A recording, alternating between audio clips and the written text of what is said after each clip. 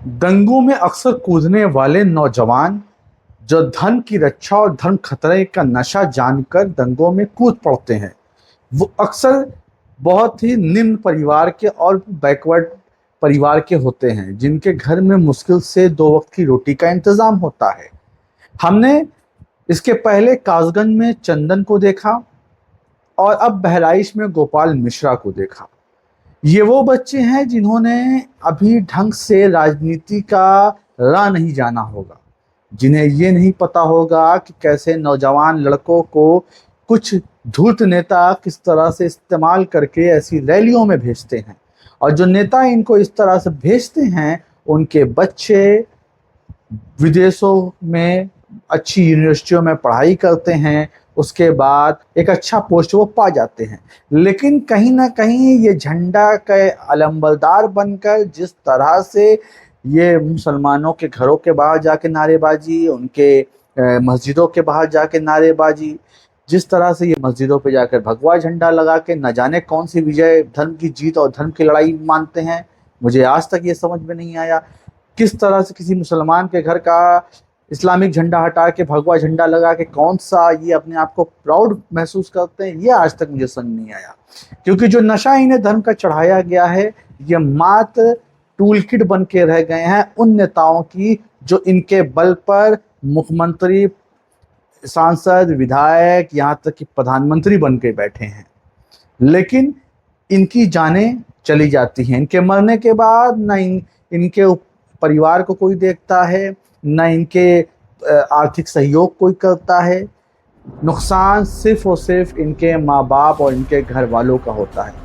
क्यों? क्योंकि उत्तेजना में भीड़ तो इन्हें चढ़ाती है। आपने गोपाल मिश्रा का देखा वीडियो, किस तरह से वो जब झंडे उखाड़ रहा था तो भीड़ उसको और ज़्यादा मोटिवेट कर रही थी, जैसे वो बहुत अच्छा काम कर रहा है, बहुत ही ज़्यादा वो एक अपने देश के दुश्मनों से लड़ रहा है और दूसरे देश में अपने देश का झंडा गाड़ रहा है।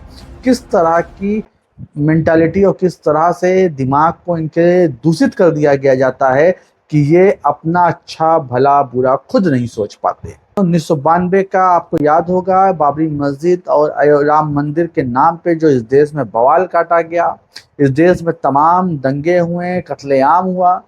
उस दौरान रथ निकाल कर हिंदुत्व का परचम लहरा कर समाज में घृणा पैदा करने वाले लाल कृष्ण आडवाणी के बच्चे, जयंत आडवाणी एक बिजनेसमैन हैं और उनकी बेटी एक टीवी होस्ट, एंकर और एक टेलीविज़न निर्माता है। तो आप सोच सकते हैं कि उनके बच्चों को कोई हिंदुत्व खतरे में नहीं देखता, उन्हें हिंदुत्व से, ऐसे हिंदुत्व से कोई मतलब नहीं है। प्रकाश जावड़ेकर के बेटे अपूर्व जावड़ेकर ने अमेरिका की प्रतिष्ठित यूनिवर्सिटी बोस्टन यूनिवर्सिटी से इकोनॉमिक्स में पीएचडी किया है। वो अपने बच्चों को इन रैलियों में नहीं भेजेंगे। उस बच्चे को हिंदुत्व खतरे में नहीं दिखता और उसे ऐसी हिंदुत्व की लड़ाई सड़कों पे या मुसलमानों के घर जाके झंडे लगाकर नहीं करनी आती। भारत के रेल मंत्री पीयूष गोयल के बेटे ध्रुव गोयल अमेरिका की यूनिवर्सिटी में पढ़ते हैं, आज वहीं एमएमसी में जॉब करते हैं। उनकी बेटी भी हार्वर्ड यूनिवर्सिटी से पढ़ी हुई है। राजनाथ सिंह के बेटे नीरज सिंह भी इंग्लैंड से एमबीए किए हुए हैं। इन्हें भी हिंदुत्व की ऐसी कोई लड़ाई लड़ने नहीं आता कि जाके किसी मुसलमानों के घर पे, किसी मस्जिदों पे जाकर ये भगवा झंडा लहराएं। अमित शाह का बेटा जैसा बीसीसीआई का अध्यक्ष बन के बैठा हुआ है, वो दुबई में और तमाम मुल्कों में आप देखेंगे तमाम दुनिया के मुसलमानों से जाके सामने बैठता है, हाथ मिलाता है, करता है। उसे मुसलमानों के प्रति घृणा नहीं बताई गई है, उसे बिजनेस करना बताया गया है, उसे प्रोफेशन बताया गया है। विदेश मंत्री जयशंकर के बेटे ध्रुव ने जॉर्जटाउन यूनिवर्सिटी से पढ़ाई पूरी की, बेटी मेघा ने डेनिसन यूनिवर्सिटी से पढ़ाई पूरी की। ऐसे हिंदुत्व से मतलब नहीं और ऐसा हिंदुत्व उन्हें खतरे में नहीं दिखता। रविशंकर के बेटे आदित्य शंकर ने अपनी एलएलएम की पढ़ाई अमेरिका के प्रतिष्ठित यूनिवर्सिटी कॉर्नेल यूनिवर्सिटी से पूरी की। उस लड़के से जाके पूछोगे तो उसे ऐसे हिंदुत्व से कोई धर्म खतरे में नहीं दिखता, ऐसे और हिंदुत्व से मतलब भी नहीं।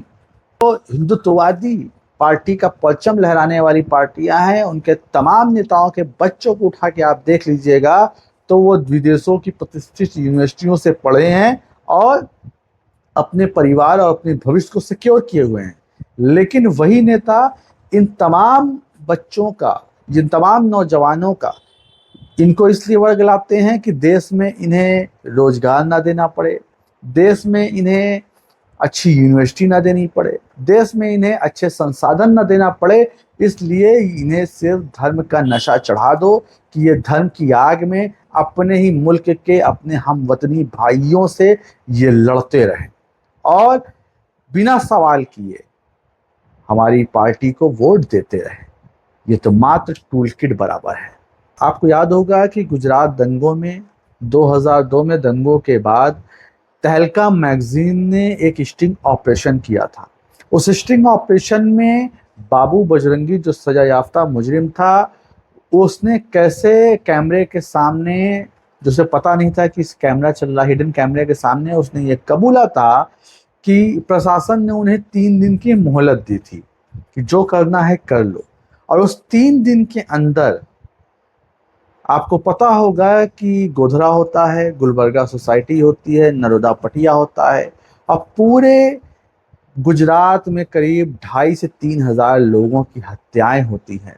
बिल्किस बानो जैसी महिलाओं का रेप होता है, छोटे छोटे मासूम बच्चों के वो गले काटे जाते हैं। किस तरह का वो मंजर था और ये सब प्रशासन से मिली भगत से किया गया। हालांकि तहलका मैगजीन के खिलाफ दुनिया के आरोप लगा के उसके संपादक को आज तक जेल में रखा गया। अब सोचिए कि उसी तरह का खेल फिर खेला गया बहराइच में, जहां दैनिक भास्कर के रिपोर्टरों ने स्टिंग ऑपरेशन किया और 2 युवकों से बात की तो वो 2 युवक कैसे कह रहे थे कि पुलिस ने और लोगों ने गद्दारी कर दी, सिर्फ 2 घंटे का समय दिया जिसमें हम शोरूम और अस्पताल और दुनिया भर की चीजें ही जला पाए, और समय देते तो पूरा महाराजगंज जला देते। तो अब सोचिए कि ये दंगा कितना प्रायोजित रहा होगा। जिस तरह से भाजपा विधायक ने अपने ही नेताओं पे दंगे का आरोप लगाते हुए एफआईआर कराई, किस तरह से आपको याद होगा हाथरस में जब बेटी मरती है तो उस रात उसके बॉडी को जला दिया जाता है कि शहर में दंगे फसाद ना हो। तब ये कहे कि प्रशासन जला देती है कि वो लॉ एंड ऑर्डर मेंटेन करने के लिए काम कर रही थी, लेकिन गोपाल मिश्रा की लाश को 5 किलोमीटर घुमाया गया, लाठी डंडे लेके लोग सड़कों पे थे, पुलिस की मौजूदगी में लोगों के घरों को तोड़ा जा रहा था, महिलाओं से बदतमीजी की जा रही थी, घरों में आग लगाई जा रही थी और पुलिस जो थी वो मूक दर्शक बनी हुई थी उस पूरी घटना का। तो ये कितना प्रायोजित लग रहा था कि एक दंगा बड़ा गोधरा और गुजरात का मॉडल करके उत्तर प्रदेश में इस तरह की राजनीति की जाए। क्योंकि जो भीड़ होती है वो उसके पास बुद्धि नहीं होती है, उसके पास खुद का कोई दिमाग नहीं होता है। जब मुख्यमंत्री को कार्रवाई करनी होगी तो 10-20 मुसलमानों के घरों को गिरवा देंगे, 2-3 मुसलमानों का इनकाउंटर करवा देंगे, जेल में डाल देंगे।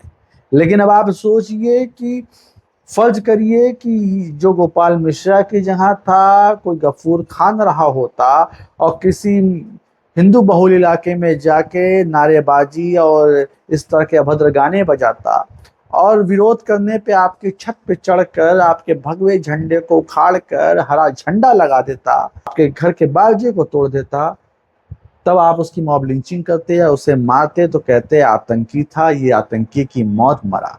लेकिन गोपाल मिश्रा के टाइम में आपको ये बताया जाता है कि वो धर्म की रक्षा करते हुए मरा। तो किस तरह का नशा आपके अंदर डाला जा रहा है कि आप अपने बुद्धि और अपने विवेक को पूरी तरीके से खोते हुए नजर आ रहे हो। जब बांग्लादेश में हिंदुओं के घरों को जलाया जाता है तो लोग छाती जो पीटते हैं वो यहाँ पे मुसलमानों के घरों को जला के उनकी मॉब लिंचिंग कर कर अपने आप को प्राउड फील करते हैं। तो इस तरह का दोहरा चरित्र नहीं होना चाहिए। अगर आप हक परस्त हैं तो आपको बांग्लादेश में भी अगर हक परस्ती की बात कर रहे हैं तो अपने देश के मुसलमानों के लिए भी सोचना चाहिए। इस देश का मुसलमान जब बंटवारा हुआ है तो इस देश का मुसलमान पाकिस्तान और उसके लिए ऑप्शन था। आप बहुसंख्यकों और हिंदू भाइयों के लिए ऑप्शन नहीं था कोई दूसरा मुल्क, लेकिन मुसलमानों ने हिंदुस्तान को प्रायोरिटी दी। उन्होंने धर्म के नाम के बंटवारे को नहीं कबूल किया, उन्होंने जिन्ना की पॉलिसी को नहीं मानी, उन्होंने महात्मा गांधी के वचनों को जाना और उन पर भरोसा किया। इस मुल्क में रहकर उन्होंने अपनी राष्ट्रभक्ति और देश प्रेम तो उसी वक्त महसूस कर दिया था। उन्हें पता था कि हो सकता है धर्म के नाम पे उत्पीड़न हो, लेकिन उन्होंने फिर भी अपनी जमीन, अपना मकान, अपना मुल्क छोड़ने की नहीं छोड़ा। लेकिन आज भी उन्हीं मुसलमानों के खिलाफ भड़काकर कुछ राजनीतिक दल हैं जो इन लड़कों को, इन बच्चों को टूल किट की तरह इस्तेमाल कर रहे हैं। उन्हें ये बता रहे हैं कि मुस्लिम मोहल्ले में जाओ तो ये बताओ कि मुल्ले काटे जाएंगे, राम राम चिल्लाएंगे। उनके सामने ये गाने बजाओ कि तेल लगाओ डाबर का, नाम मिटाओ बाबर का। ये गाने मुसलमानों ने नहीं बनाए। ये गाने कहाँ बजते हैं आपको बखूबी पता है, लेकिन आप फिर भी चुप रह के इनका समर्थन कर रहे हो। तो इस देश में अराजकता, इस देश में नफरत, इस देश का आप जो भविष्य तय कर रहे हो वो गलत में ले जा रहे हो इस देश के भविष्य को। क्योंकि जैसा आपको बताया कि जिन नेताओं के लिए आप लड़ रहे हो उनके बच्चे तो अच्छी यूनिवर्सिटी, अच्छे कॉलेज और अच्छे पोजीशन पे पहुंच रहे हैं। उन्हें हिंदुत्व की लड़ाई और धर्म खतरे में नजर नहीं आता। आप देख लीजिए कि जो बांग्लादेश में हिंदू रहता है, आप लाख उसकी बात करें, वो बांग्लादेश का हिंदू हिंदुस्तान नहीं आता। पाकिस्तान में हिंदू जो भी बचा हुआ है वो हिंदुस्तान नहीं आता, वो वहीं अपने आप को अपना मुल्क मानते हैं।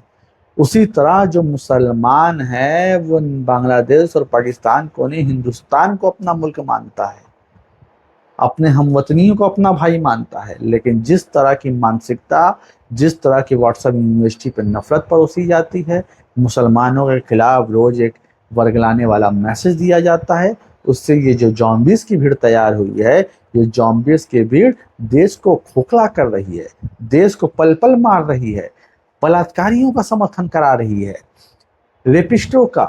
अब यहाँ तक कि आप देख रहे हैं कि गैंगस्टर का भी समर्थन कराने के लिए भीड़ खड़ी कर दी जा रही है। जहाँ एक गैंगस्टर दुनिया के, भारत के बड़े बड़े सेलिब्रिटियों को मार रहा है, धमकी दे रहा है, एक्सटॉर्शन कर रहा है, जो अवैध कारोबार कर रहा है दूसरे मुल्कों में, उसे भी समर्थन देके ये बताया जा रहा है ये धर्म का रक्षक है। किस तरह का धर्म का रक्षक है?